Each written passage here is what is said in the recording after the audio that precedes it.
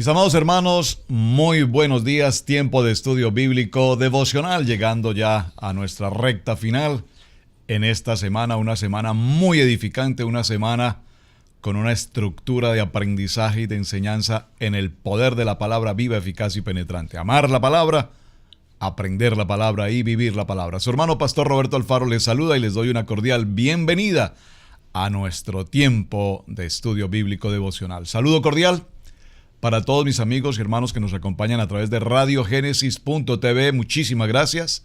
Saludo también muy especial para todos los hermanos que nos acompañan a través de Vivo para Cristo TV en Suecia, Estocolmo, y a través de ese canal en todas las naciones. Bienvenidos. Bien, cierre de semana y tanta tela que cortar, dice un dicho popular. Quiero que nos detengamos un momento antes de hacer nuestro cierre de semana, porque estaremos en la siguiente semana continuando obviamente con Bereshit, en Génesis capítulo 25, 26, Isaac, Jacob, toda esta historia. Pero no quiero que pasemos por alto en este cierre, que retomemos Génesis capítulo 25 puntualmente en el verso 12.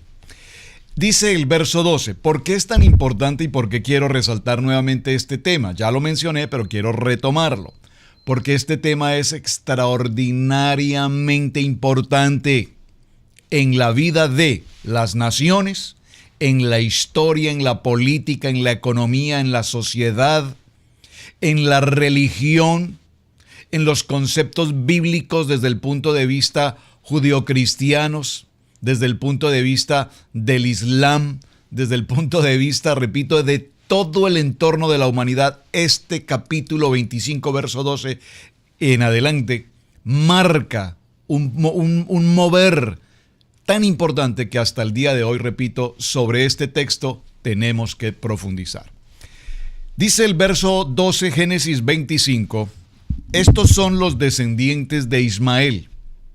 Recordemos que Ismael, hijo de Agar, la princesa egipcia, sierva de la matriarca Sara, nace y es echado fuera. ¿A dónde? Al desierto. Pero aún en el desierto, estando en una circunstancia de muerte, el ángel de Jehová se presenta y le anuncia que evidentemente él será una nación que se multiplicará en gran manera, que cubrirá la tierra. Y esto que está profetizado allí es bien importante porque es lo que estamos viendo justamente hoy.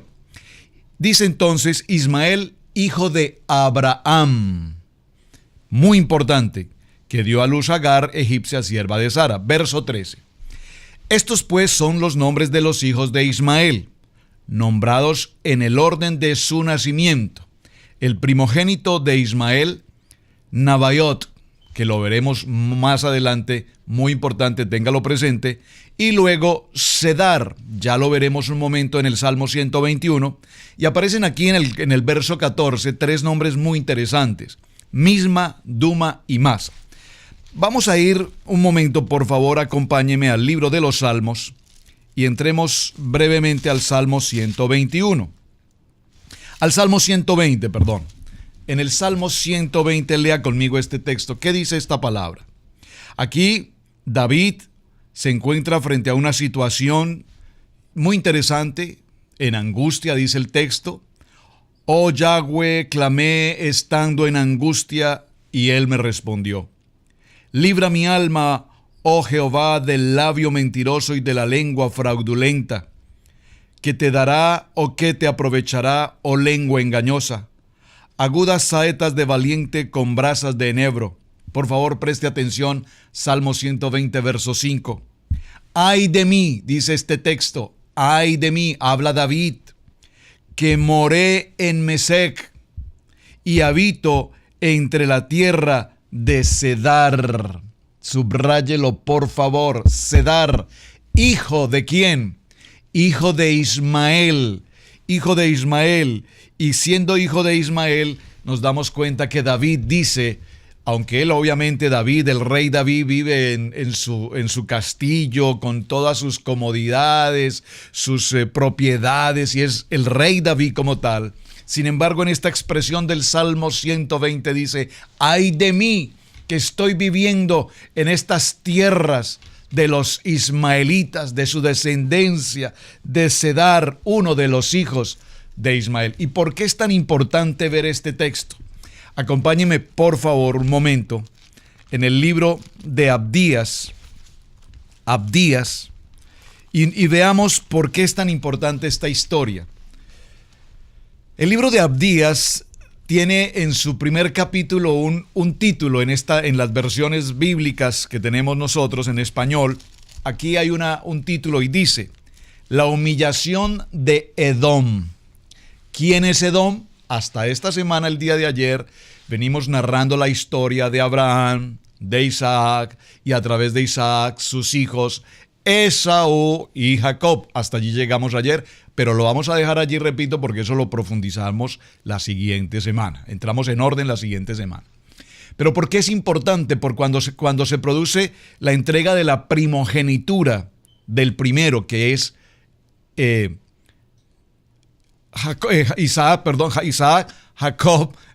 Jacob, Dios.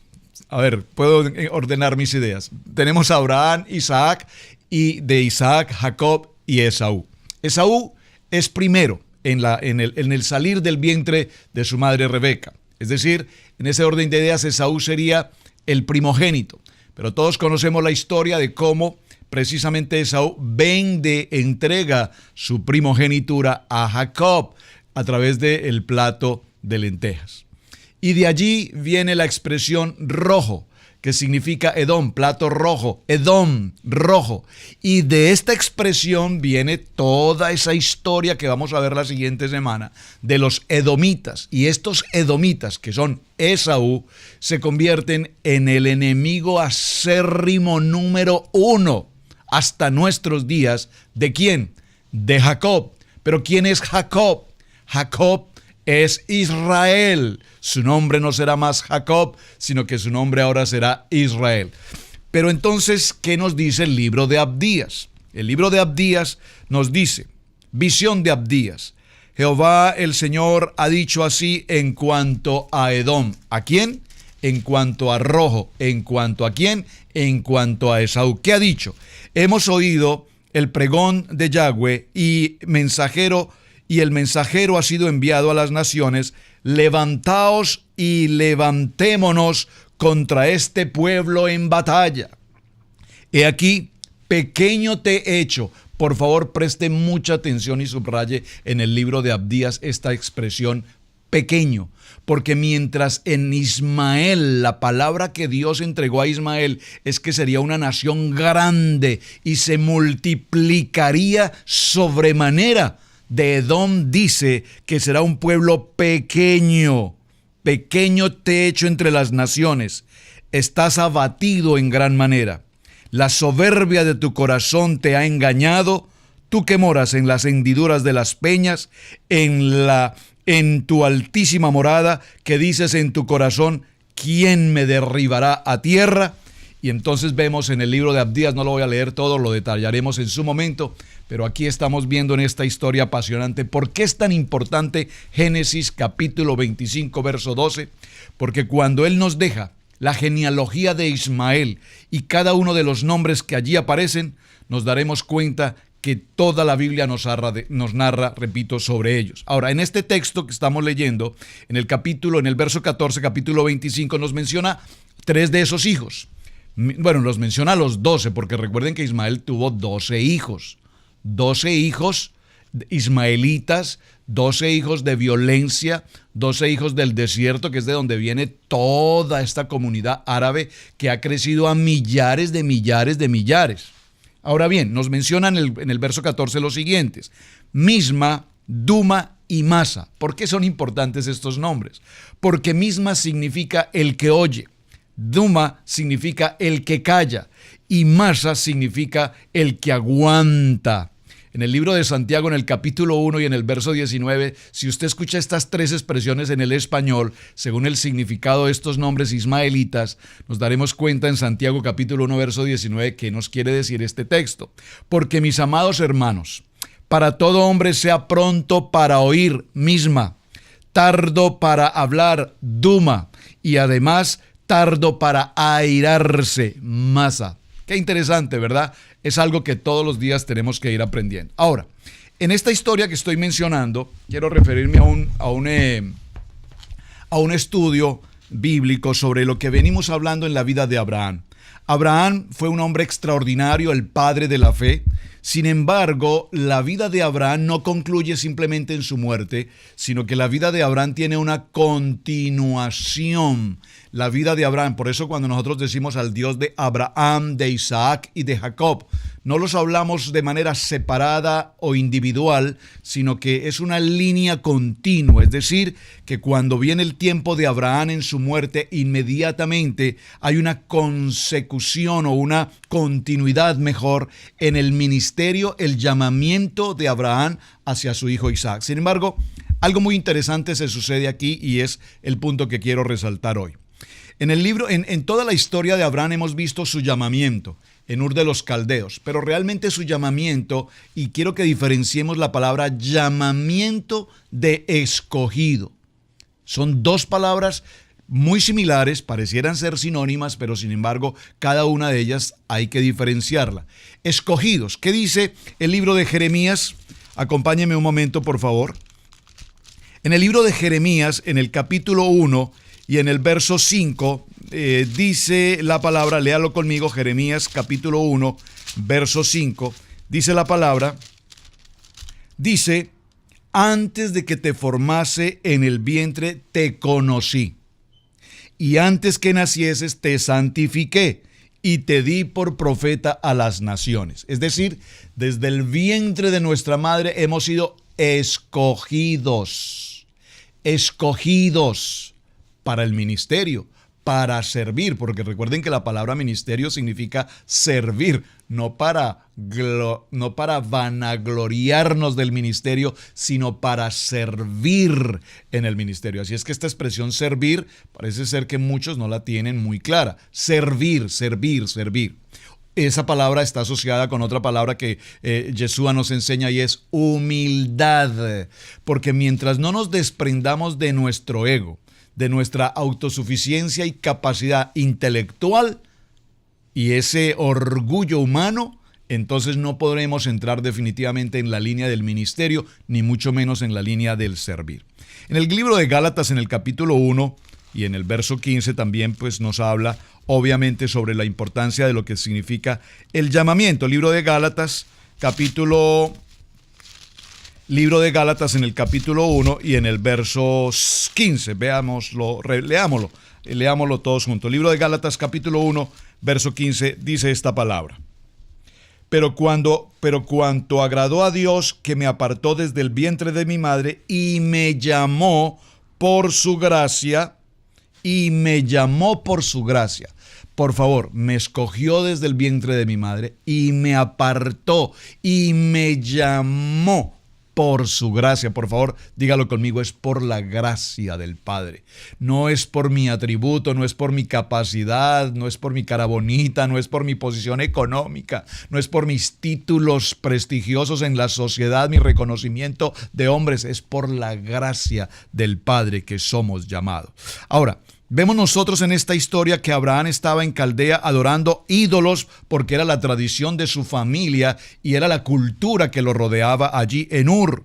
Pero él fue escogido para la eternidad y para que hasta el día de hoy su nombre sea pronunciado como el Dios, ese Abraham como ese hombre que entregó todo, absolutamente todo para servir a Dios. Ahora, la vida de Abraham no tuvo un comienzo pleno ni un final completo. ¿Por qué pasa esta historia? Porque cuando nosotros hemos venido evaluando la vida de Abraham, nos daremos cuenta que básicamente en Abraham se producen 3 genealogías. Observe esto tan importante. El hijo de Agar, una genealogía, hijo de su propia fuerza, hijo de su cultura, hijo que no tenía propósito de Dios, pero finalmente hijo de Abraham. Número 1. Ahora, luego viene, de esta primera circunstancia viene Ismael, ya lo hemos mencionado, pero también viene luego el segundo hijo, que es el segundo hijo, el hijo de la promesa. ¿Quién? Isaac. Y finalmente en la tercera historia que hemos venido tratando, aparece ahora Cetura, una nueva esposa de Abraham, y a su vez en esta historia aparecen 6 hijos más. Ahora, hablando de hijos en el sentido de varones, porque la Biblia no menciona si hay hijas de por medio, solamente hijos varones. De tal manera, mis amados hermanos, que en este proceso, en esta historia, nosotros vemos cómo de Isaac ahora vienen dos hijos, que repito son Isaac y Jacob, y será nuestra historia la siguiente semana. ¿Qué sucede importante en la vida de Abraham? En la vida de Abraham nosotros vemos cómo, podríamos llamarlo que su ministerio y su vida, su entorno giró respecto de una palabra, bueno, de dos palabras importantísimas. Una, la obediencia. La obediencia de Abraham es nuestro mejor modelo de vida espiritual, obedecer. Pero también observen que el ministerio de Abraham estuvo acompañado en todo su recorrido de una segunda palabra, y es el despojo. Fue despojado de su tierra, fue despojado de su parentela, fue despojado de su padre, a quien por supuesto amaba, fue despojado en el recorrido de su vida, fue despojado de Ismael, a quien él por supuesto amó, a su primer hijo Ismael, aún siendo el hijo en su propia fuerza y él considerando que era un hijo. Esto es interesante porque yo puedo pensar por un momento, y permítame parafrasear hacer una pequeña alegoría de esta historia, en el momento en que Sarai y Abraham toman esa decisión de juntarse con Agar y traer un hijo a través de ella, pues pareciera ser que en las formas como se consideraron todo, podríamos decir, wow, esto es como una respuesta de Dios. ¿Cuántas veces nos ha pasado algo similar? Y podemos ver ciertas circunstancias y decimos, Señor, envíame una prueba, Señor, dame una señal, Señor, muéstrame una luz, si esto es tuyo, si no es tuyo, y nosotros de pronto decimos, oh sí, esto es de Dios porque la puerta se abrió. Una expresión muy coloquial que tenemos hoy. La puerta se abrió, pero no, hermano, muchas veces hay puertas que se abren y no son puertas de Dios. Y esto es lo que quiero que resaltemos. Aquí se abrió una puerta en la vida de Sarai y de Abraham. La puerta era Agar, y sin embargo ese no era el propósito de Dios. Y esto costó un precio extremadamente alto en la vida de Abraham, al punto que por 13 años, 13 largos años de su vida, Dios no le volvió a hablar a Abraham. Esto es impresionante. Recuerden que la experiencia que estamos viviendo con Abraham se llama despojo. Despojado de su tierra, de su parentela, de su padre. Fue despojado de Lot, su sobrino. Fue despojado de Ismael, y el Señor le dijo, ya échalo fuera, él va a tener herencia, yo haré de él una nación grande y lo multiplicaré en gran manera, pero échalo fuera.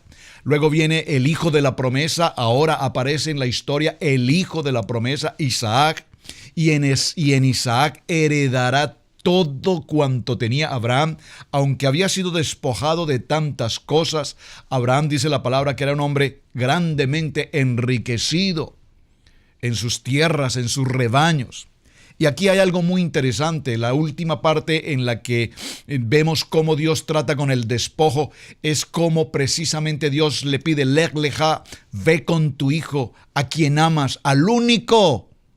Lo menciona textualmente y dice, al único a quien amas, a Isaac, y llévalo a un lugar que te mostraré, al monte, allí en Moriah, y sacrifícalo. Es decir, ahora Dios le pide a Abraham que se despoje de lo que realmente él más ama en su vida, cuál ha sido la vida de su hijo Isaac, el hijo de la promesa, el hijo del vientre de la esposa que él ha amado, Sara. Vemos entonces cómo Dios aún sigue trabajando en la vida de Abraham y ahora le pide, despójate de tu hijo. Pero no obstante, en el monte Moriah se produce ese gran milagro.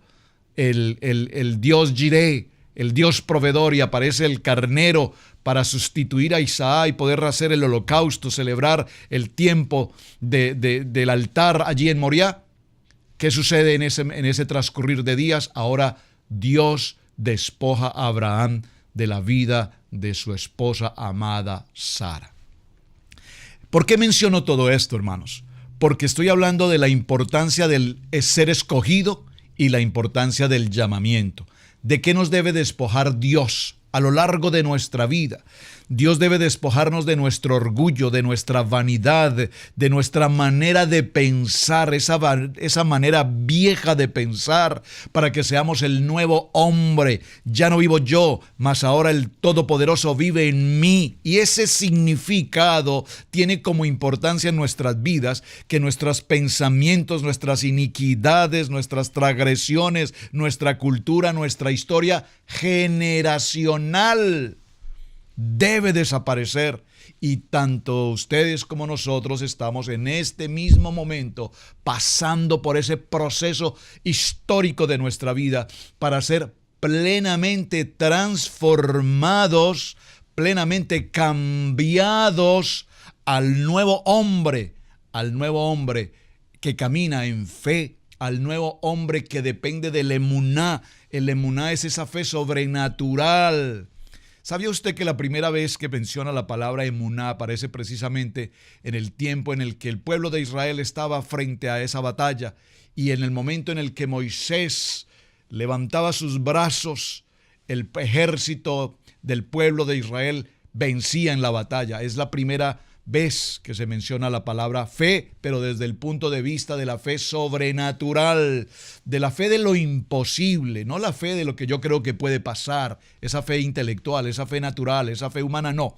El emuná de Dios. Se levantaban las manos de Moisés y allí en ese momento los hombres de Dios avanzaban en la batalla. Eso es emuná. De tal manera que Dios empieza el proceso de transformación de Abraham, y repito, aún siendo el padre de la fe y con toda la gloriosa vida que Abraham nos enseña, nos muestra también la palabra que evidentemente Abraham no había concluido todavía aún la labor para la cual Dios le había llamado, de tal manera que ahora viene Isaac. Pero en Isaac se sucede algo muy interesante.